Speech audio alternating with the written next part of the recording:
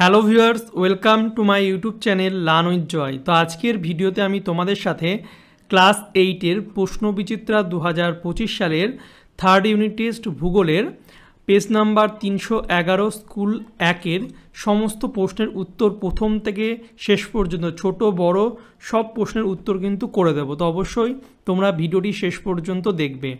আর যারা এখন আমার ইউটিউব চ্যানেল সাবস্ক্রাইব করোনি, সাবস্ক্রাইব করে পাশের যে বেল আইকন আছে সেটা টিপে নোটিফিকেশানটাকে অল করে দেবে, তাহলে আমি যখনই নতুন নতুন ভিডিও ছাড়বো তোমাদের কাছে সবার প্রথম সেই ভিডিও নোটিফিকেশান চলে যাবে। এবং যারা এখনও আমার হোয়াটসঅ্যাপ গ্রুপে জয়েন করোনি, আমি নিচে লিঙ্ক দিয়ে দিচ্ছি, সেখান থেকে তোমরা জয়েন করে যাবে।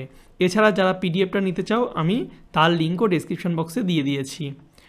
তো এবার চলো শুরু করি। তো প্রথমে দেখতে পাচ্ছ একের দাগে একেরটা বলছে ভূত্বকের দ্বিতীয় প্রধান উপাদান হলো, দ্বিতীয় প্রধান উপাদান কি? সিলিকন। তারপরে হচ্ছে জিপসাম যে শিল্পে ব্যবহার করা হয় তা হলো, ভেরি ভেরি ইম্পর্টেন্ট প্রশ্ন, সেটা হচ্ছে জিপসাম হচ্ছে সিমেন্ট শিল্পে ব্যবহার করা হয়। 3 সিরোকুমুলাস হলো একটি কি বেশি উচ্চতার মেঘ। তারপরে 4টা বলছে ঘূর্ণবাত পূর্ব চীন সাগরে যে নামে পরিচিত তা হচ্ছে কি? তা হচ্ছে টাইফুন নামে পরিচিত। 5টা যে জলবায়ু অঞ্চলে উষ্ণতার প্রসার সবচেয়ে কম তা হলো, উষ্ণতার প্রসার সবচেয়ে কম হচ্ছে নিরক্ষীয় অঞ্চলে। 6টা বলছে সাইবেরিয়ার বসবাসকারী উপজাতির নাম হচ্ছে কি?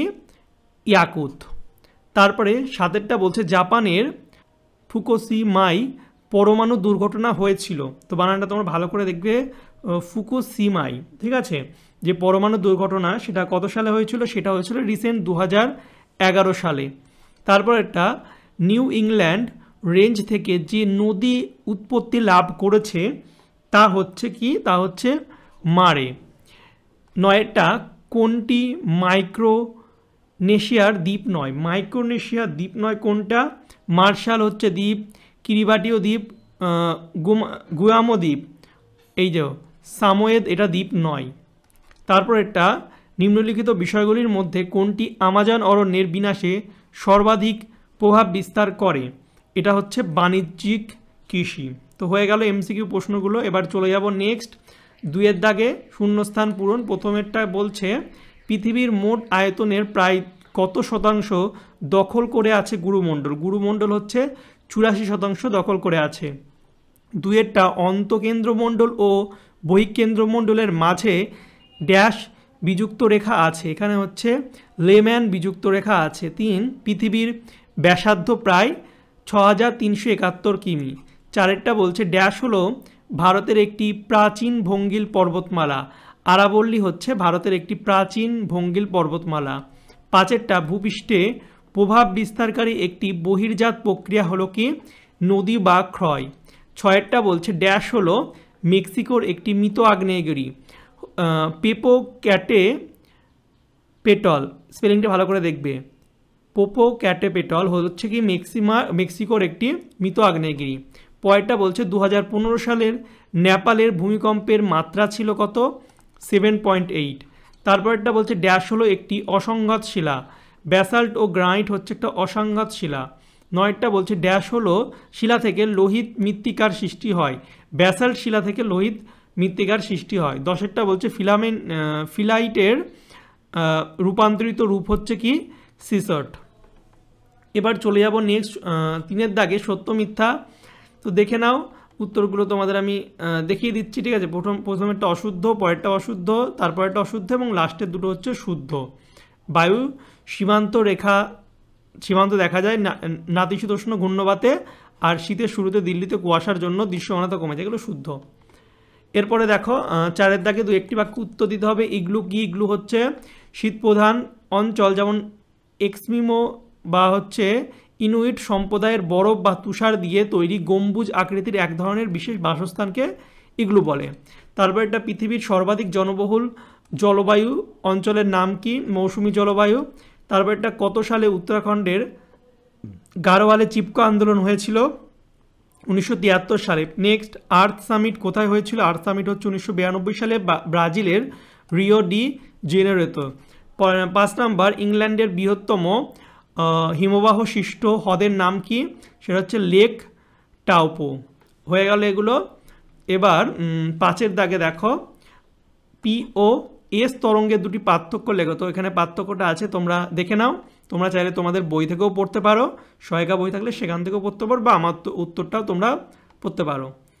এরপরে দেখো পা হো হো কি? তো হাওয়াই দ্বীপপুঞ্জের আগ্নেয় গিরিগুলো থেকে অত্যন্ত পাতলা লাভা বেরিয়ে বহুদূর প্রবাহিত হয়। হাওয়াই দ্বীপের ভাষায় তার নাম হচ্ছে পা হো হো। পাললিক শিলায় জীবাশ্ম দেখা যায় কেন? তো উত্তরটা তোমরা দেখে নাও। এরপরে দেখতে পাচ্ছ আপেক্ষিক আর্দ্রতা কি? তা আপেক্ষিক আর্দ্রতা কোনো নির্দিষ্ট উষ্ণতায় নির্দিষ্ট পরিমাণ বায়ুতে যে পরিমাণ জলীয় বাষ্প আছে সেই উষ্ণতায় ওই বায়ুকে সম্পৃক্ত করার জন্য যে পরিমাণ জলীয় বাষ্প প্রয়োজন, এই দুই এর অনুপাতই হলো আপেক্ষিক আর্দ্রতা। শিলাচক্র কি? শিলাচক্র হচ্ছে ভূ অভ্যন্তরের উত্তপ্ত ম্যাগমা ভূপৃষ্ঠের কোনো দুর্বল ফাটল বা ছিদ্রপথ দিয়ে ওদের গমের মাধ্যমে ভূপৃষ্ঠের লাভারূপে এসে অথবা ভূপৃষ্ঠের মধ্যে শীতল ও কঠিন হয়ে আগ্নেয় শিলায় সৃষ্টি হয়। এরপরে 6-এর দাগের বড় প্রশ্ন, পৃথিবীর বায়ুচাপ বলয়ের অবস্থান পরিবর্তনের চিত্রের সাহায্যে প্রকাশ করো। তাকে এই ছবিটা তোমরা আঁকবে, বায়ুচাপ বলয়ের অবস্থানের পরিবর্তনের ছবি। ভালো করে পয়েন্টিংগুলো দেখবে, খুব ইম্পর্টেন্ট। তারপরে হচ্ছে আর্টেজীয় গ্রুপের বর্ণনা দাও।